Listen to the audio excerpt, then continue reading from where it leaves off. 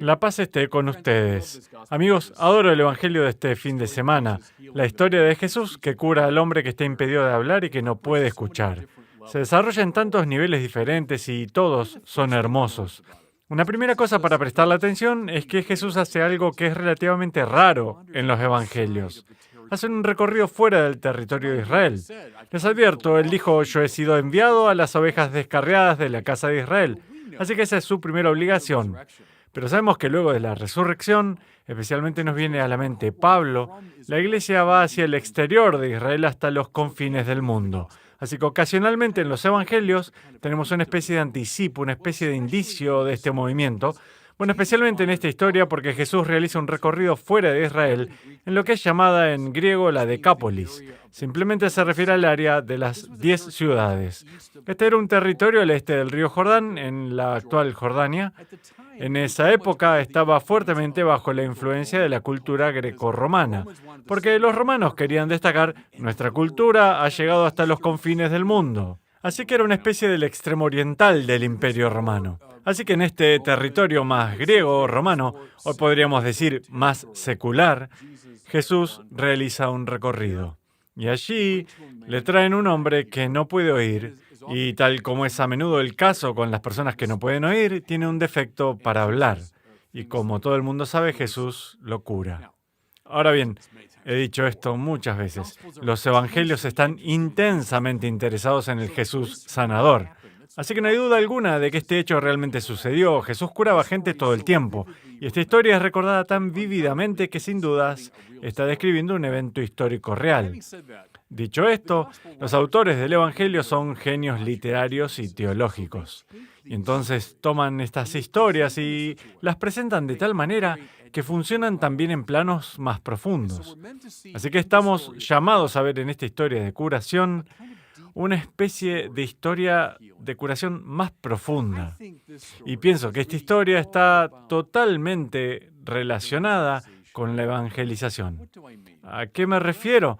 Bueno, leámosla más simbólicamente. La Decápolis, las 10 ciudades, el reino que es más secular fuera de Israel. Pienso que mucho de nuestra cultura occidental actual es como la Decápolis. En otras palabras, no es una cultura moldeada por la palabra de Dios, sino moldeada en gran parte por influencias secularistas. Como resultado, mucha gente en nuestra cultura no puede escuchar la voz de Dios. Están acostumbrados a otras voces, pero no a la voz del Señor.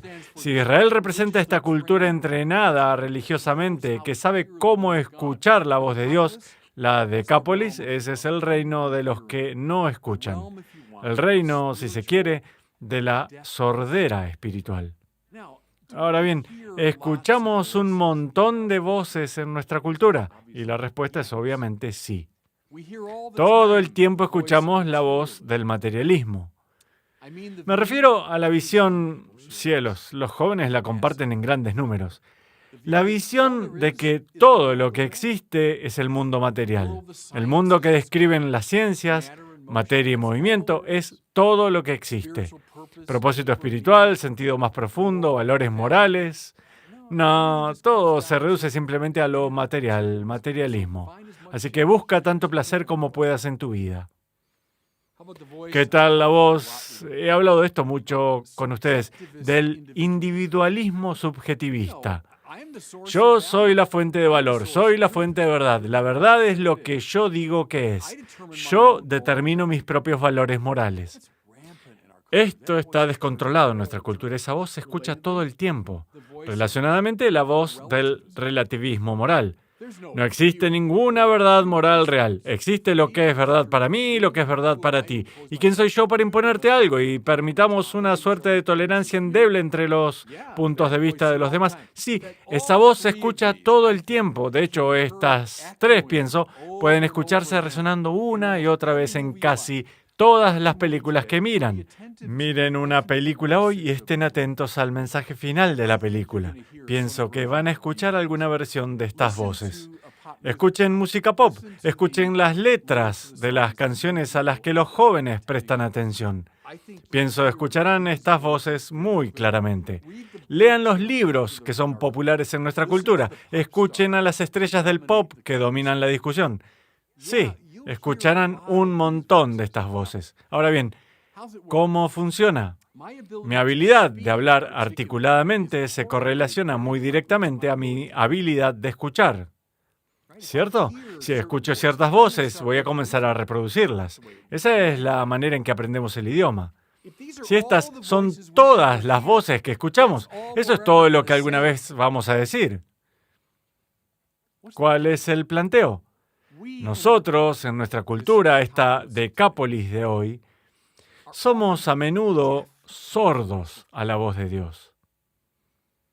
Sordos a esta voz más elevada, que pronuncia una verdad espiritual divina, que pronuncia los valores morales eternos, que habla sobre la existencia y requiere una invitación de Dios.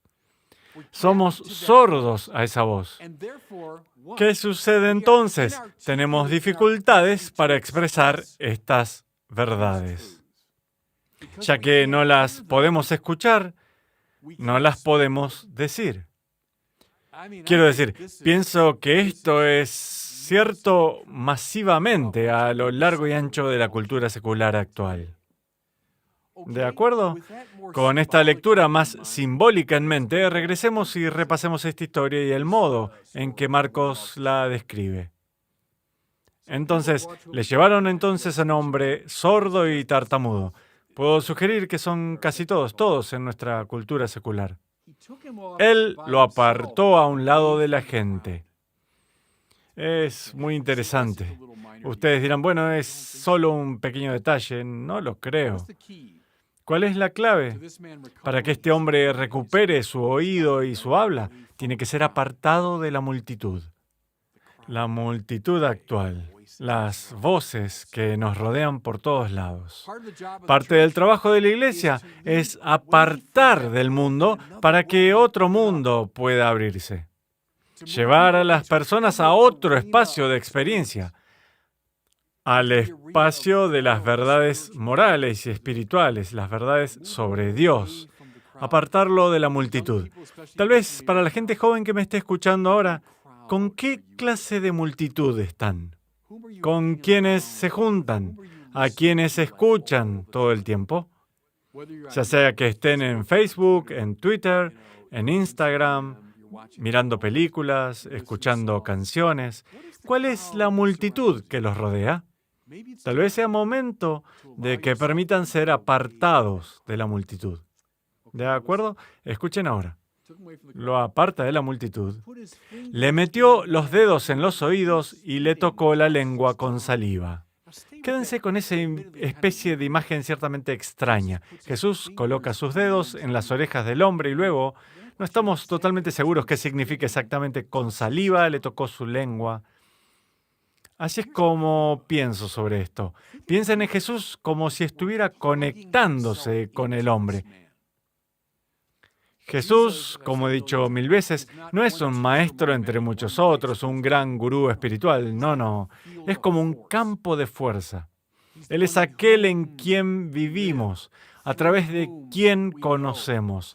Él es la vid, nosotros los sarmientos. Bueno, esta imagen de Jesús, como si estuviera conectándose en los oídos del hombre, esto es hoy el apartar a alguien de la multitud y conectarlo a la corriente eléctrica que viene de Jesús. Esa es la vida entera de la iglesia, ¿cierto?